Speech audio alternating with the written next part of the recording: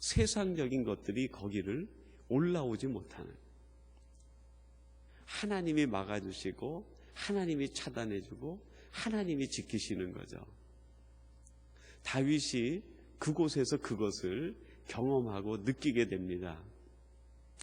다윗이 지은 시는 아니지만 다윗이 아마 이제 예루살렘의 왕으로 올라가서 그의 자녀들을 놓고 자기의 일생, 그 경험담이나 이런 것들을 자녀들에게 가르쳐 주지 않았겠습니까? 더구나 그 왕으로서 다음 왕이 될 자기 자녀들에게 왕도를 가르치고, 어떻게 해야 너희들의 길이 평안하고 어떻게 해야 너희의 길이 형통할 수 있는지, 이 어버이 된 자들이 자녀에게 주는 교훈들이 그것 아닙니까?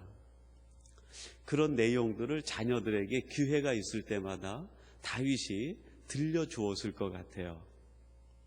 그래서 시편 127편을 보면, 그거는 솔로몬이 지은 시인데 1절에서 솔로몬이 이런 고백을 합니다. 여호와께서 집을 세우지 아니하시면 세우는 자의 수고가 헛되며 여호와께서 성을 지키지 아니하시면 파수꾼의 경성함이 허사로다. 그렇게 고백을 합니다. 여러분, 솔로몬 당대에는 솔로몬이 이런 것을 실감 있게 체험하는 역사가 솔로몬에게는 없었어요. 솔로몬은 왕이 된 뒤에 한 번도 외적의 침입을 받아본 적도 없었고, 그의 집이나 그의 왕국이 흔들릴 정도로 위기를 만난 적이 없었습니다. 근데 도대체 솔로몬이 이런 지혜로운 시를 어떻게 지어낼 수 있었을까? 아버지 다윗이 들려준 이야기 아니겠는가? 솔로몬아, 여호와께서 집을 지키지 않으면 우리의 집을 지킬 재간이 우리에겐 없다.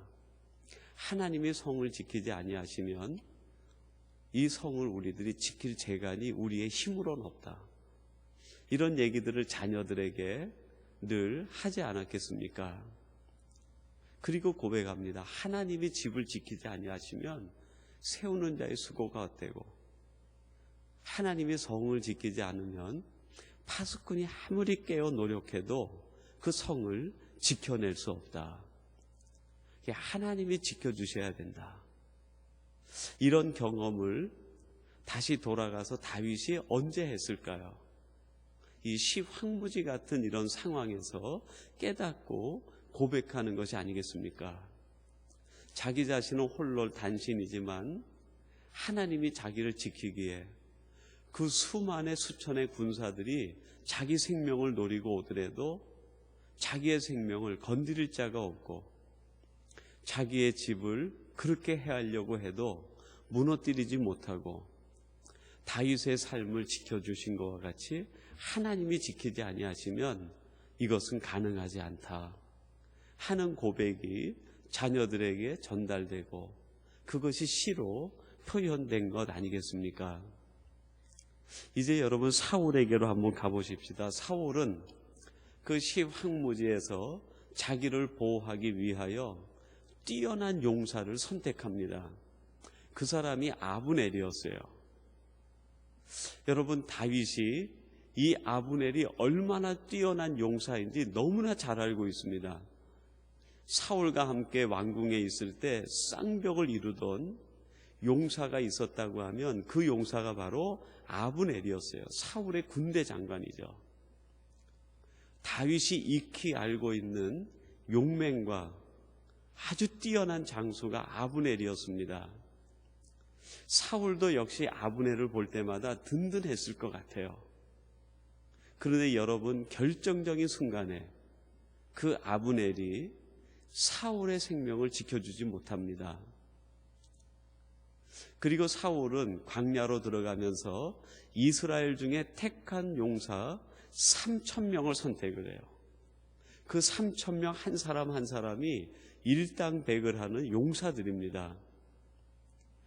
3,000명이 한 명이 100명을 감당한다고 하면 그 3,000의 군사가 몇 명으로 늘어납니까? 어마어마한 군대죠. 강력한 군대의 힘을 가지고 그들로 겹겹이 둘러치고 그 속에 자기가 누워서 잠을 자는데 그 군사들이 자기를 지키지 못하는, 그리고 그곳은 시황무지였어요. 시황무지에 있는 모든 사람들은 다 사울의 편입니다. 다윗의 편은 한 사람도 없었어요. 그리고 그 시황무지를 얼마나 이 시베에 있는 거민들이 잘 알았겠어요. 왕이 노숙을 한다고 하니까 얼마나 그 철저한 요새에다가 자리를 잡게 하고 길을 안내했겠습니까? 왕이시여, 이곳이 천의 요새입니다. 우리들이 이 시황무지를 살아봐서 아는데 여기보다 더 안전한 곳은 없습니다. 여기에다 요새를 치고 여기에서 쉬시면 아무도 당신을 잡으러, 당신을 해하러 들어오지 못할 것입니다. 사람들이 생각하는 가장 안전지대에다가 요새를 만들고 거기에서 잠을 청해 자는데 그곳이 뻥 뚫린 거예요. 세상 사람들이 지혜로 만드는 것이 우리를 지켜주지 못하는, 야, 내가 이제 이 정도 요새를 만들고 내가 이 정도 진지를 구축했으니까 이제 내 가정, 내 삶에는 바람이 없겠지, 풍파가 오지 않겠지. 우리의 모든 지혜를 동원해 가지고 요새를 구축해 보아도 거기에 바람 들어오는 틈이 있는 거예요. 그 틈으로 그냥 칼바람이 들어오는, 우리의 마음에 상처를 주고 아픔을 주는 바람이 쉼없이 들어오는 거예요. 내가 이렇게 다 보호하고 막은 것 같은데 왜 이렇게 내 인생에 이 날카로운 바람이 끊어지지 않는가? 우리의 지혜로 우리의 요새를 구축해 봐야 그것이 우리를 지켜주지 못하는 거죠. 겹겹이 3천의 군사로 둘러싸여 있다 하더라도 그것이 우리를 보호하지 못하는, 그래, 이것만 붙들면 이 아브넬이 나를 지켜주는 것처럼 내 곁에서 힘이 되겠지. 그것이 바로 우리의 착각이라는 거죠. 우리를 지키지 못하는. 사울에게 그런 위기가 다가온 것을 보고 다윗이 깨달은 것이 무엇이겠어요? 아마 이걸 깨닫지 않았겠어요, 그죠? 인간의 지혜로 만드는 것이 아무 의미가 없구나. 내 손으로 세우는 요새가 아무 의미가 없구나. 그래, 나는 이제 오직 하나님만 나의 방패요, 나의 요새요, 나의 산성으로 삼겠다. 다윗이, 이 사울이 자랑하는 그 창, 그 무기가 사울을 지키지 못하는, 그래, 이제 나는 오직 여호와만 나의 칼이요, 나의 전능하신 힘으로 내가 하나님만 의지하겠다. 여러분, 다윗 주변에도 얼마나 그 뛰어난 용사들이 많이 있었습니까? 그에게 생명을 걸었던 300명의 용사들이 있어요. 그럼에도 불구하고 다윗은 하나님을 의지합니다. 그리고 점점 깨닫는 거죠. 그래, 여호와를 의지하는 것이 힘이다. 하나님이 지켜주지 아니하시면 보호받을 수 있는 것이 없다. 하나님이 성을 지키지 않으면 내가 아무리 깨어 있어 봐야 허사다. 오직 내 인생, 내 가정, 우리의 삶, 모든 것을 하나님께 맡기겠다. 하나님의 반석에 세우고 하나님의 손 안에서 하나님의 품 안에 거하는 내가 되겠다.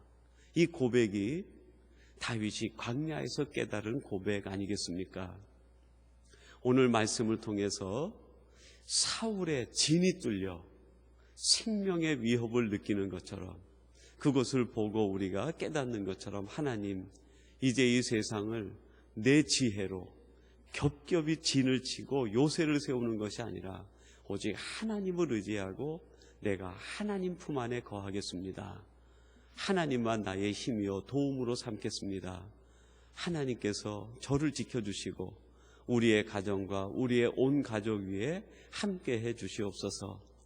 이 고백을 드리는 이 아침, 이 새벽이 되기를 주님의 이름으로 축원합니다. 우리 같이 기도하겠습니다. 하나님 아버지, 여호와께서 집을 세우지 아니하시면 세우는 자의 수고가 헛되며 여호와께서 성을 지키지 아니하시면 파수꾼의 경성함이 허사로다 라고 고백하는 시편의 말 속에 다윗의 마음이 담겨 있고 다윗의 그 교훈이 자녀들에게 계승이 되어져서 오늘 우리에게 주는 교훈으로 남겨있는 것을 저희들이 고백하며 함께 하나님 앞에 드립니다.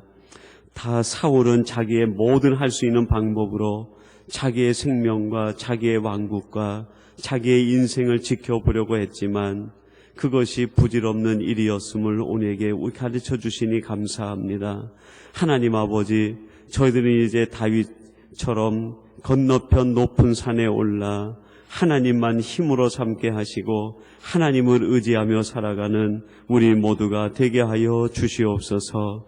오늘 이 새벽을 깨워 예배하는 성도들이 이러한 하나님의 사람들 되게 하여 주실 줄로 믿사옵고 예수님의 이름으로 기도하옵나이다. 아멘.